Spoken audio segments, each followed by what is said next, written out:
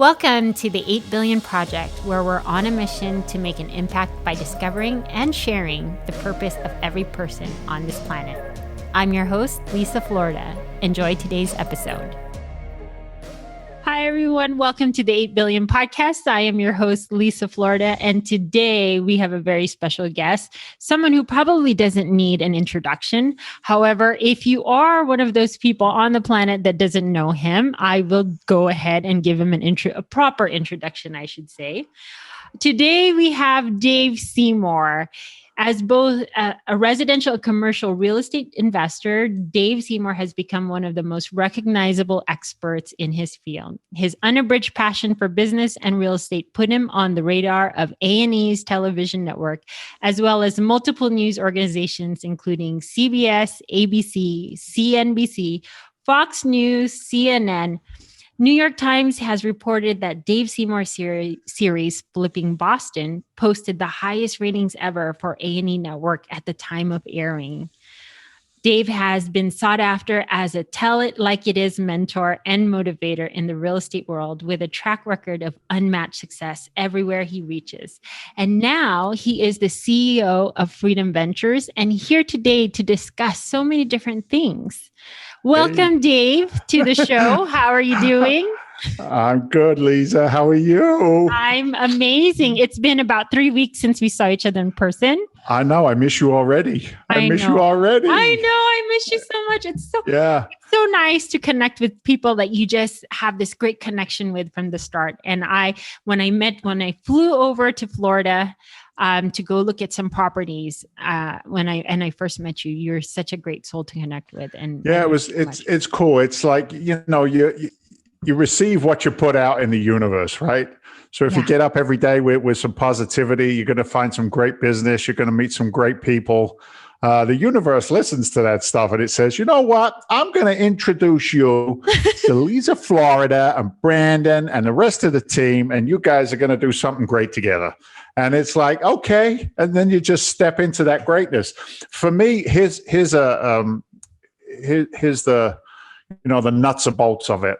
There's a lot of people that want to do large commercial real estate. They want cash flow. They want to learn. But a lot of people don't put in the effort. And what you did was I sent an invitation verbally on one of our calls because we were kind of like going down a different path together.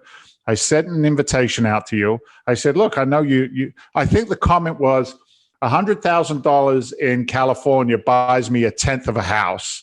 $100,000 invested with your company in Florida buys me, 7 years worth of cash flow. And you're like, I'm going to come see that. And what you did was you put the effort in. You immediately got on a plane, showed up. It was great to have the film crew with us and get some footage of our day together. But you get what you put out. And what you put out is a lot of effort, great energy, fantastic smiles. I already know that you're a giver. You know what I mean? So it's like, this is so good. It's so easy to build business, do business, build friendship. And even if we never transact a dollar bill between us, it's all good. I got a great friend out in California. You know what I mean? Right. So that's how I look at these relationships going forward. So yeah. But that's definitely not going to be the case, Dave, because we are going to talk offline after this. Okay.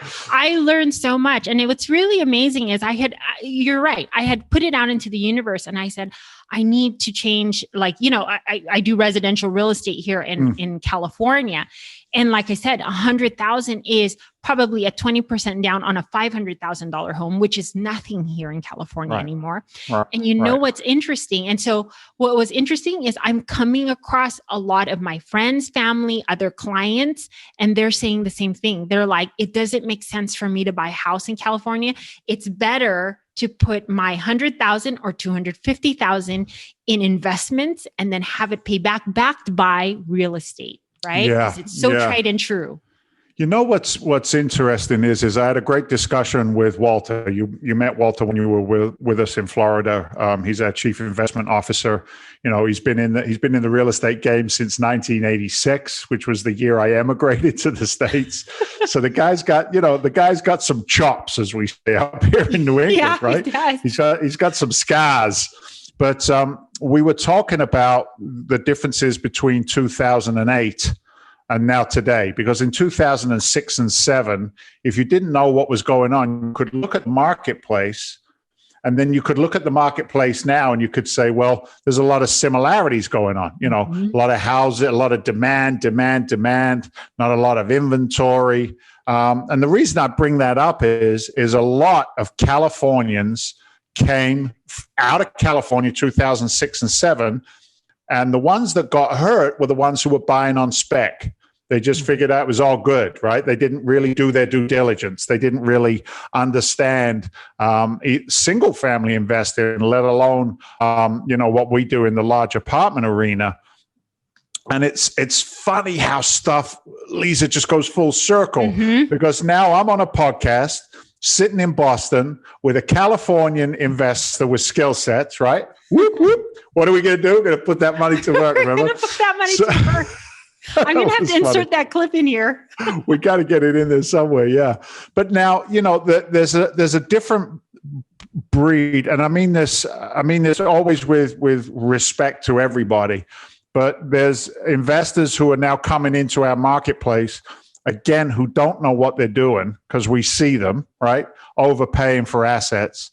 But then there's your type of investor who puts the effort in to actually touch the sticks and bricks, meet the general partners, understand what a core asset, core plus, value add, opportunistic, right? Understanding the different categories of apartment house investing, commercial real estate, understanding what a B property is, C property, understanding what a repositioning is. We reposition through tenancy, repairs, property managers.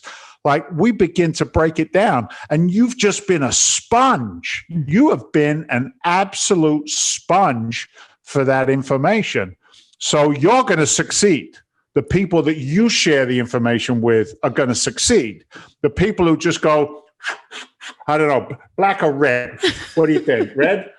It's real estate. You can't lose. Black or red, it doesn't matter. That's what they did in 2008. And when we face that inevitable correction, who knows when it is? 12 months, 18 months, 6 months, who knows? Right. We just threw another $1.9 trillion into the deficit. I saw that. How's your boy Newsom doing? Is he taking care of you out there? You know what I mean? It's yeah, exactly, right? Right. So it's there's so much volatility and uncertainty around us. So, where do you go for consistency? And you just said something before I went off on my little tangent, as I tend to do, but you said something very important. You said these investments are backed by real estate. Yeah, that's important, but real estate, its true value is on the buy side. Right. Just because you can buy it, it doesn't mean you buy them right. That's where the GP comes in. That's where the expertise comes in. Walter's history, my history. So it's an exciting time for us. And it's an exciting time for educated investors like yourself. And I said this before, if I want to go buy a sexy piece of real estate out on the West Coast, I'm calling you, baby. Show me the house. You know where to go, because I'm going to find you that sexy piece. That's right. That's right. So yeah, it's a good time. Good times. No, absolutely. And so for for everyone in the audience who's probably trying to follow along with all of this real estate jargon, just stay tuned, because there's going to be a lot of educational pieces that are going to come out either from my end. And of course, Dave has some really great assets that he's going to start putting out. And of course, you can follow him on Freedom Ventures. He's always on different podcasts promoting, what is education really beyond anything. Right? Because it is. Sure. Look, it's so important. You are the absolute very, very best of what we look for. Mm-hmm. And I mean this with sincerity. I'm not just blowing smoke. I mean this genuinely. You have a desire to learn, number one. And then number two, when you learn, you implement. I get as much satisfaction out of watching somebody learn our business methodology and implement it themselves. And all my education is free. I don't charge for what I teach. I don't have a structured teaching world. I'm actually thinking about doing that, and we'll talk about that offline as well. Yes. But, I get a lot of joy out of watching somebody else implement, what we've done. And when it comes to commercial real estate on a large scale, I'm not just talking about a 6-unit or even a 12-unit property. I'm talking about these bigger properties going forward.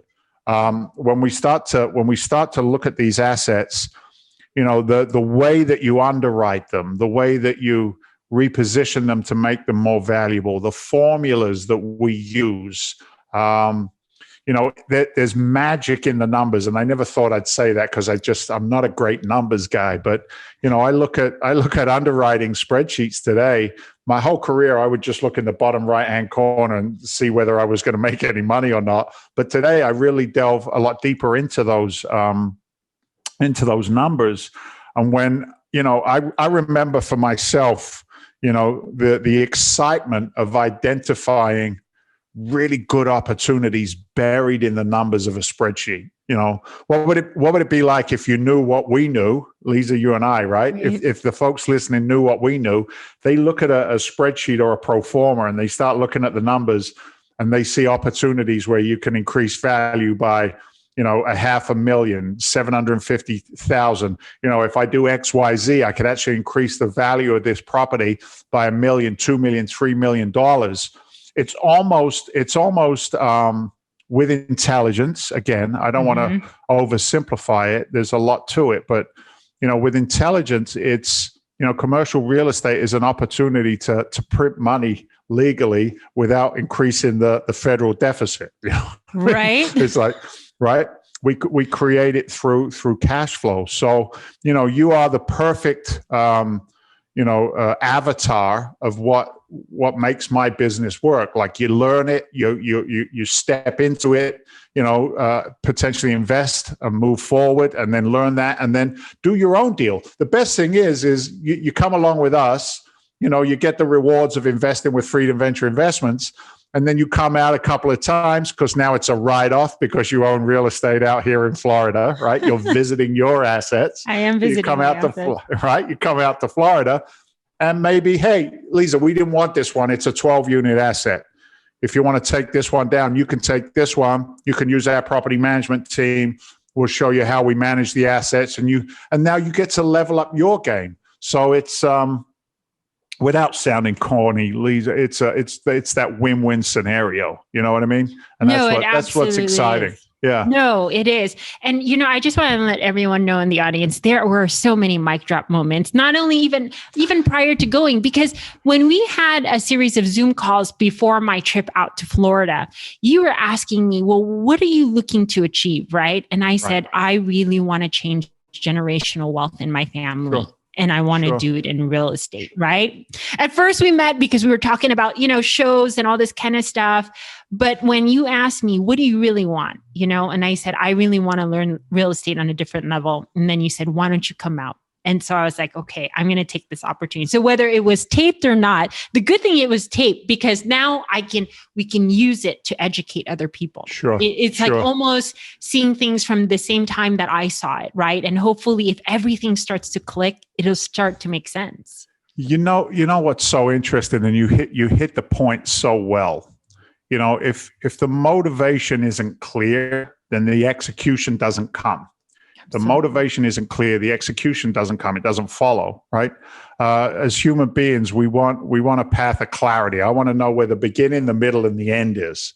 And usually in a real estate transaction, you know this from your career, we reverse engineer. We start from the back and we work our way to the front to understand what our acquisition prices are.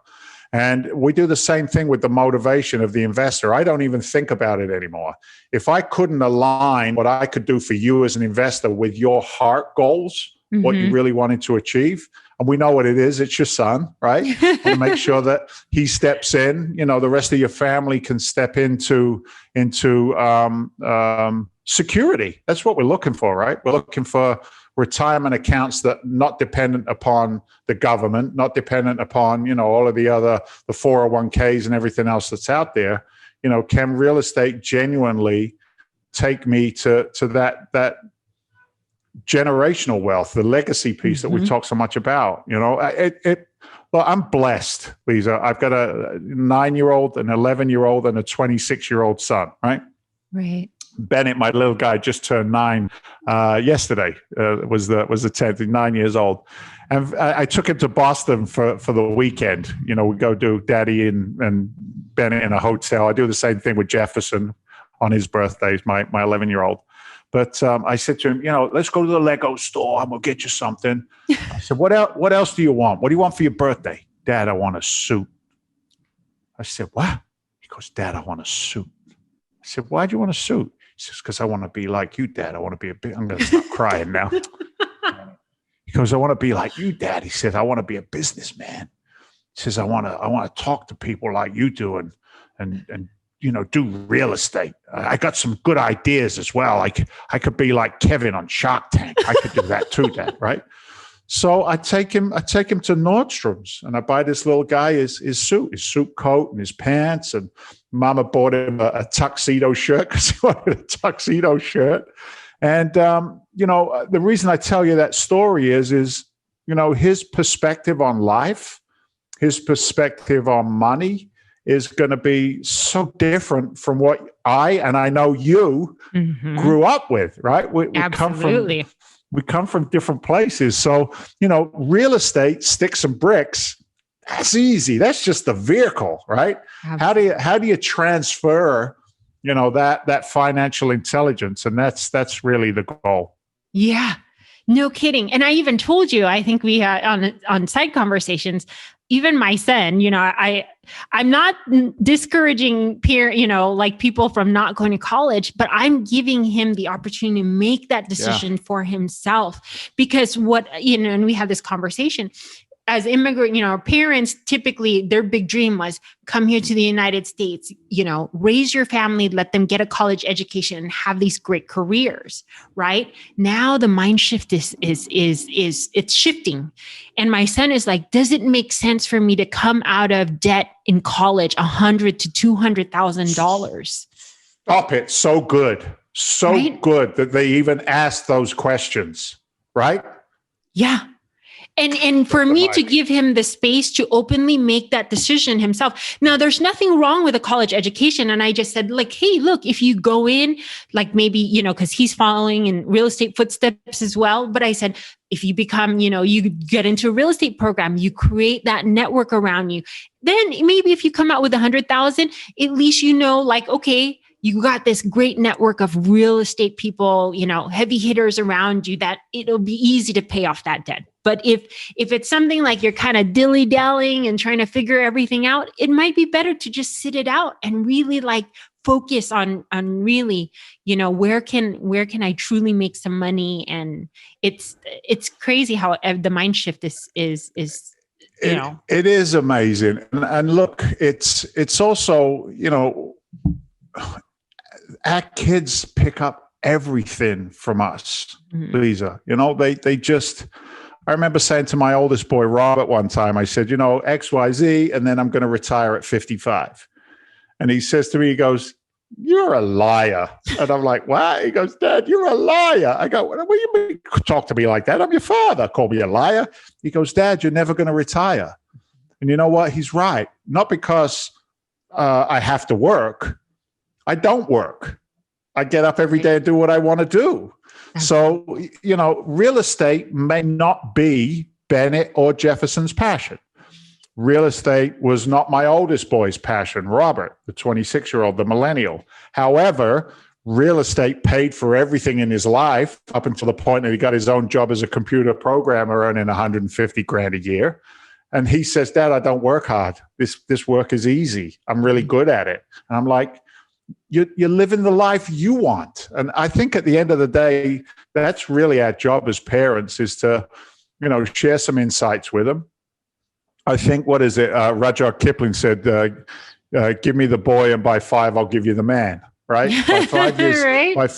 By 5 years old, we've pretty much crafted who they are. And Bennett will be recognized. Jefferson will be recognized for his internal skill sets. He's a very big thinker, right? He's an analyzer. He's a nuts and bolts, ones and twos guy. Bennett, he'll make a big mess and try and get everybody around him to monetize it, just like his father does. So, and your son's picking up on the vibe, Lisa. He's picking up on the vibe around him. One of my favorite sayings is, the only reason my kids will go to college is so that they can learn how to socially interact with the people that they'll employ when they graduate. Right? Right. I like that. I like that one when you shared it with me. Yeah, you know what I mean? So, yeah, we're in a blessed position. It's, I believe it's divine intervention. It wasn't always this way. I came from a different place. So, today we're blessed for sure.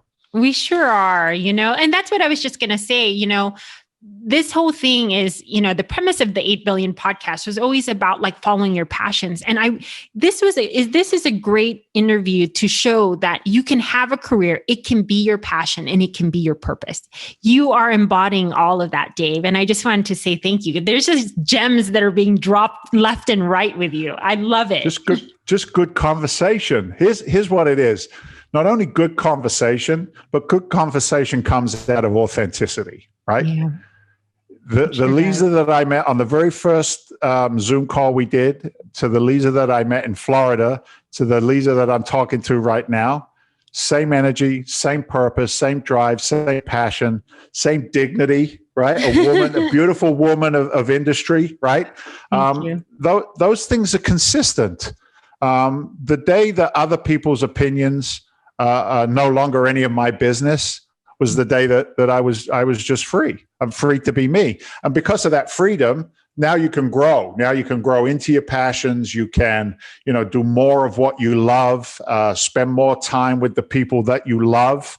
Some people want to spend more time at home. Some people want to spend less time at home. It all depends, right? It all depends on their vision and journey. But, if being tied down to somebody else's financial plan, I'll say that again. If being tied down to somebody else's financial plan is where an individual is, well, who's responsible for that? The individual, right? The individual. We live in America, greatest country in the world. We're given choice. We choose our own destiny. And some people might want to, debate that and argue it because of, socioeconomic environments or racial environments or whatever the case may be. But, maybe I'm a privileged white guy. I don't know. I always was just the working class stiff who traded 120 hours a week so I could try and make ends meet. So I don't know how much privilege there was in that. But, I look around me and I look at the work ethic that I have in comparison to some of my competitors. I might be 54 years old, but I grind like a 24-year-old. I'm up and at 'em. I'm up at 4 and I'm done by 10. You know what I mean? Right. So, it's available to those that want it. When people are sincere and honest about stepping into some financial freedoms and change, then the opportunities are there. Freedom Venture Investments is that opportunity or one of the opportunities. But, a lot of people will talk about it. Like I said earlier, I'm going to do this. I'm going to be an investor. I'm going to be I'm going to be an engineer. I'm going to be the president. I'm going to be whatever, right? I'm going to be.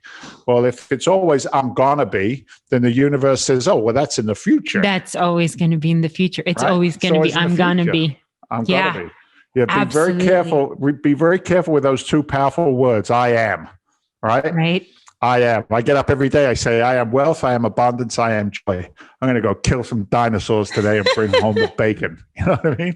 Like I set an intention. So, I learned that. I learned that through commitment and courage and not taking no for an answer.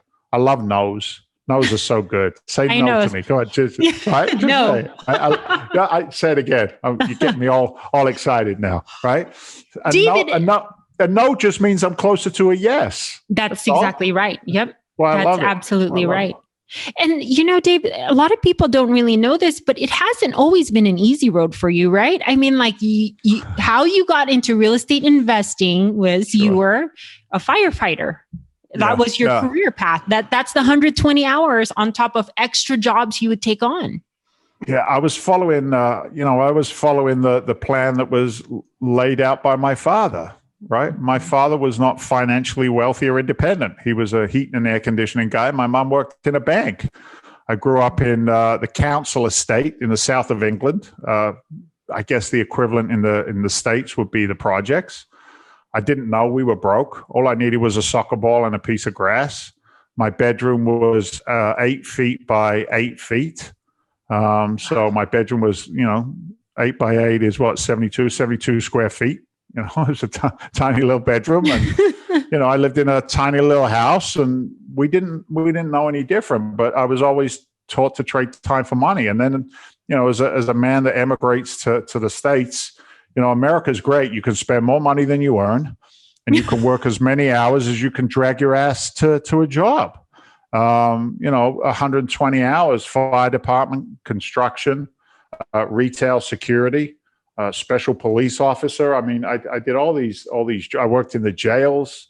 There isn't a lot I didn't touch, trying to create enough money to take care of my family. And that's where the pain comes in, because if you're spending 120 hours out there, you're not spending any time at home with the relationship that you were supposed to be working on anyway, right? Yeah. How can a marriage work? I nearly lost a relationship with that now 26-year-old because I was out there all the time. And look, for me, the fire department, my next 8-hour or 10-hour shift could have been my last at any time. It's not like, I'm going to sit in an office and, hope that a hurricane doesn't come through. I mean, I'm on the street, gangbangers and knifings and shootings and overdoses and fires, and just the brutality of the human race is what I was, involved with on a very consistent basis. So, what would I have left behind was the question I needed to ask at my times of change. If I died in the next fire, then I would have left my wife with, $70,000, $100,000 in unsecured debt, another $250,000 in debt on the house. And I would have got, what I got out of it, a pension, which was probably $60,000 at the time. That's not enough. And a free burial plot in the fireman's grave. I don't know. That wasn't a good trade. And I prayed for change. I shared with you, and I've got no problem sharing it. I'm a sober alcoholic, 31 years without a drink, a drug, or a mood or mind-altering substance in my body. So I have to deal with everything raw. I can't self-medicate when things are tough. Mm-hmm. So I prayed hard, and that was it. My prayers were answered. Came through the radio. Teach Me Foreclosure, a free 1.5 hour seminar. That was going to be my next question. Was it a specific moment that you knew it was that? It was incipient. It was the beginning. Look, it doesn't matter what my beliefs are. I just believe that there's something bigger and better than I am. That's all. Absolutely. All right. Ego stands for ease God out. I'm not the everything. So I scream and shout and pray my way to my guy. Right. Yours might be a woman. It might be Buddha. It might be a tree. I don't care what it is. Just know that you're not God, is what the guy said to me. And, my prayers were answered, and I leaned into it. I leaned into real estate education and training, and then became a trainer myself. Then somebody in that world said to me, Dave, you're a funny bastard. You should try this TV show thing. And I sent in an application for a TV show, loaded it with profanity just so I could get somebody to notice, right? Used all the words that my grandmother said I should never use in the application. And the phone rang, and the rest is history. Now I'm doing a TV show, and I'm on a trajectory that took me from there to here with you. Think about that for a second, right? Think about that for a second. Think about the people that we touch in our journeys. You know this. You've done the same thing. So. And I was just going to say, right while you're talking, the whole reason, audience, that Dave and I are on camera right now, and I've even had a chance to go to Florida, was because of a single question I asked in a mastermind group. Had a question that came out of the ether, had no clue I was going to ask it. And I asked Kevin Harrington about a television show. And he goes, I don't do real estate television shows, but I can introduce you to my friend who does. And it was like I was saying, you never know. You just have to be ready when that opportunity comes. But like you were saying, you have to have enough faith and hope that God is taking you, or, your higher being, or whatever you'd like to call it, is taking you further because of exactly that desire in you. Yeah, you set an intention every day, right? So I think I've shared this with you before. On my board in the office here, on my whiteboard, amongst all the other scribblings on there, at the top of it, it says, replace my fear with faith. Right? Every day I pray, replace my fear with faith. Because if I live in fear, I'm not moving forward. If I'm not moving forward, I'm stagnant, or I'm parallel, or I'm worst of all, I'm going backwards. So I always have to be in motion, moving forward. So replacing my fear with faith is what it says on my board. And then underneath it says, then act. Then act. Frickin' do something, you ding dong. Act. And then underneath that it says, are my actions in line with my intentions? Right? Because we can do a lot of actions. Oh, how you do? Oh, I'm busy. Yeah, what are you doing? I don't know. Just busy shit. I'm busy. I don't know. Right? So I can do things, but are they in line with my intentions? Are they moving the ball down the field? Am I getting closer to the goal line? Am I sharing with more investors so that they come into our fund and reap the rewards? What are you doing with your time, David? Right? And then being able to allocate business time for business, family time for family, and learning how to manage all of that. And I'm not great at it, Lisa. I mean, I fail miserably every single day, but every single day I learn from a lesson that a challenge that I've overcome, and then that goes into the memory bank. That's a deposit for later withdrawal, is what that is, right? Right. And just keep moving forward. But yeah, it was an incipient moment. I mean, they tapped me on the shoulder and said, "Okay, David." Taps me on the shoulder and he says, "You're up. It's your turn." It's your turn. Okay, buddy, I'm up. I'll get up to bat. And I just got up and kept on swinging and swinging and swinging, singles, doubles, a couple of home runs. And, I'm blessed. I'm blessed to be where I am today. Yeah, no, I completely know that journey. It first starts with faith, and then you move over, you start taking action, and you just go with it. But yes, the intention has to be there. You have to know exactly where you want to go. You don't need to know exactly the same and how it's going to happen. You just know, if your heart and mind are aligned in the right place, all the people just start to come together. And this is the true manifestation of that happening. I think it was, and correct me if I'm wrong, and I could well be, but I think it was Dr. King who said, you don't need to see, and I'm going to paraphrase it because, again, I'm not that smart. You don't have to see every step of the staircase, right, to take the first step, You don't. I have a saying, it's actually on my bio profile picture in the background. You can't read it very well, but it says in my picture, in my bio picture in the background, it says, you don't have to know everything to do something. Yes. You just have to move. You gotta move. And for some reason, I don't know if you agree with this or not, Lisa, but it seems to be acceptable in society now that people start something and don't finish it. Mm-hmm. It seems to be acceptable that settling for less is the norm rather than the exception, right? Yep. A lot of people are showing up for mediocrity. I'm not happy, but that's okay as long as they are, whoever they may be. And I'm not talking about selfishness. I'm talking about selflessness, right? Being selfless, thinking of other people first, because then that comes back to you. That's the law of reciprocity. So, all of these things are the fundamentals of personal development first, because without personal development, this is just my belief, without the personal development squared away, how on earth can you develop business? Absolutely. How can you truly interact with your customers? Are you capable of listening? And that's my worst thing about me is I'm not a great listener. So I try very hard to listen as well. So, all these are intertwined. They're all, and as you can see how my brain works, right? It doesn't go in a straight line. My brain goes around in circles. It goes left and right and up and down. I've tried to contemplate, changing it for communicative reasons, but I don't need to. It seems to be working right now because, again, full circle, it's authenticity.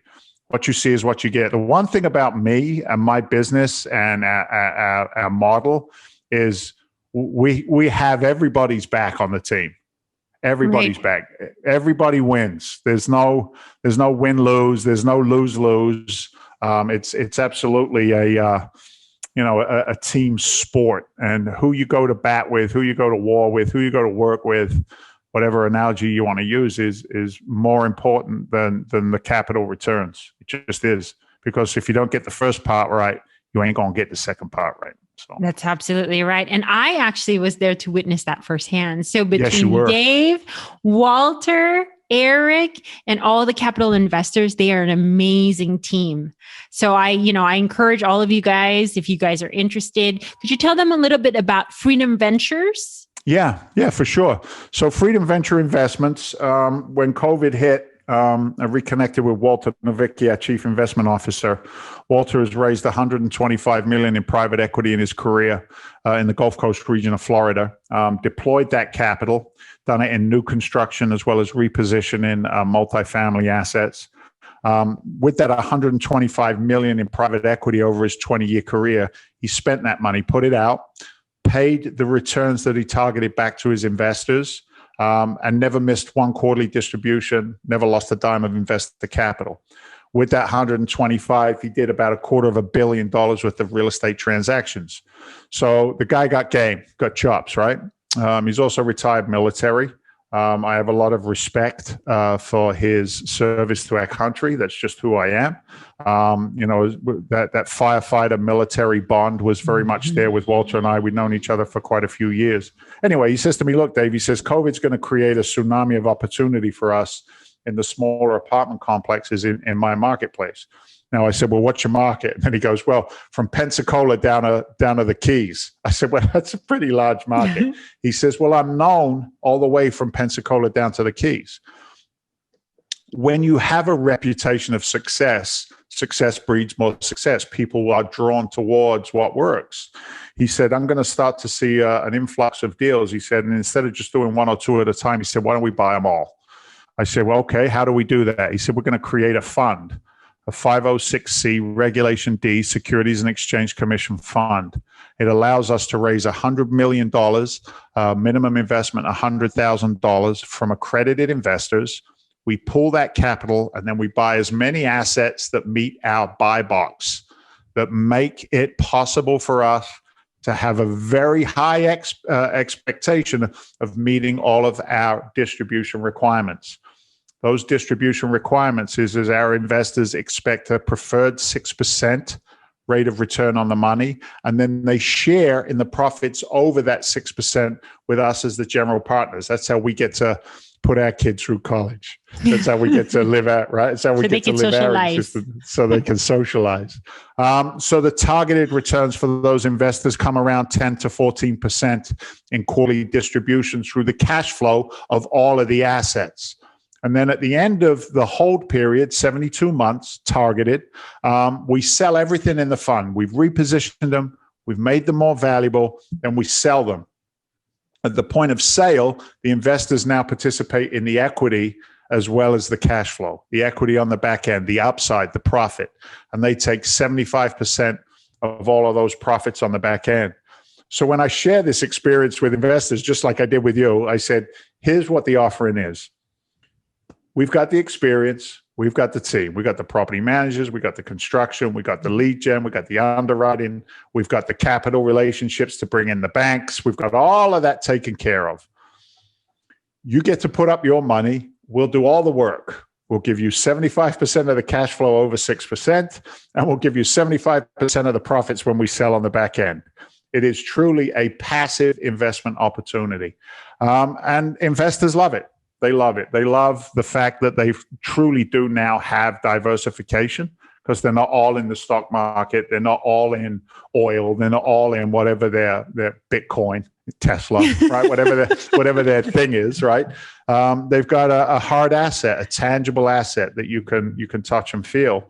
And with that comes the massive tax advantages that you obviously know about as a real estate professional yourself.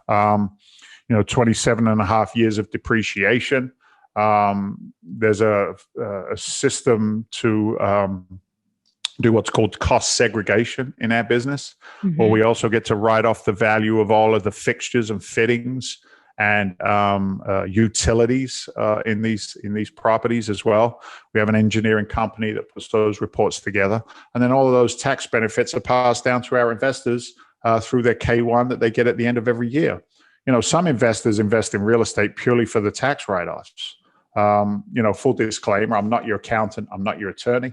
I'm not giving anybody any financial or legal advice. So that disclaimer has to always be out there. But, do your due diligence like Lisa did. You can I don't take money into our fund unless I meet the investors. So it's an opportunity to, touch gloves with myself and the rest of the team before you make a capital contribution. Go through the paperwork, read the PPM, the private placement memorandums, and then put your money to work with velocity or not. It's totally up to you, the investor, whoever you may be. So that's the short version of who we are. No, this is absolutely, yes, that's amazing. And this is actually the beginning of the trajectory of change for my life as truly now an investor. Now me being able to actually visit you guys and go through the process of, becoming an accredited investor and then actually seeing it. I mean, this is just the beginning. So I'm hoping that the show just becomes the prelude of all the other videos that I released that show you guys how we walked on the properties of Eustis. Yeah. Dave dropping gems left and right, and me even having my mic drop moment of how it really will. I did have a camera moment, Dave. I'm pretty sure you remember that, where you went through the whole thing. This is how you're going to change generational wealth and do do for your son. And I saw that moment. I remember. Yeah, you remember that? Sure. It's all captured on video, guys. Yeah. Good stuff. Awesome. But I know you are a man in demand. I don't know what you have next. Maybe clubhouse meeting, but I know your time is very precious. But I thank you so much for your time here. And in any case, if people wanted to get a hold of you, Dave, how would they be able to, if they wanted to look more into Freedom Venture? Yeah, go to freedomventure.com. I think you could probably see it up there if you're watching the video. It's there behind me. Hopefully it's not backwards, freedomventure.com. You can also connect with me via the telephone at 781-922-4418. I have some free giveaways. If you go to freedomventure.com, scroll down the bottom, there's a white paper that we put together for accredited investors to break down whether these kind of investments are a good part of a balanced portfolio for them. And then also my Clubhouse link has, what we did was I uploaded all of the underwriting tools that I've used in my business to be able to share those tools with people in your network who are looking to maybe become investors, whether they want to underwrite 4 units or a single family property. It's our cash flow evaluator. Also my checklist for walk-in properties, that's also there. And then the third tool there is the construction schedules that we've lived by, which construction teams can work together on site and which cannot.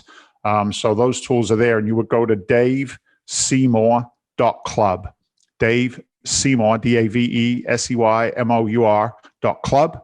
If you go there, make sure you type it in. Don't just Google it. Actually type in the words in your browser, and that'll take you right to the landing page, and you can download those free tools as well. So there you go. Those are my gifts for the day. See, not only just your presence, but you always come with gifts. And you've definitely been a gift to me. So I hope this is just the beginning of a long-lasting relationship. And, I can't wait to share with all of my friends, family, audience, clients, this whole venture that I'm going down. So awesome. Thank you so much. I'm excited. God bless. Thank you. Thank you for listening to today's episode. If it's moved you in any way, please review and share your thoughts, or text me your thoughts at 949-247-2800.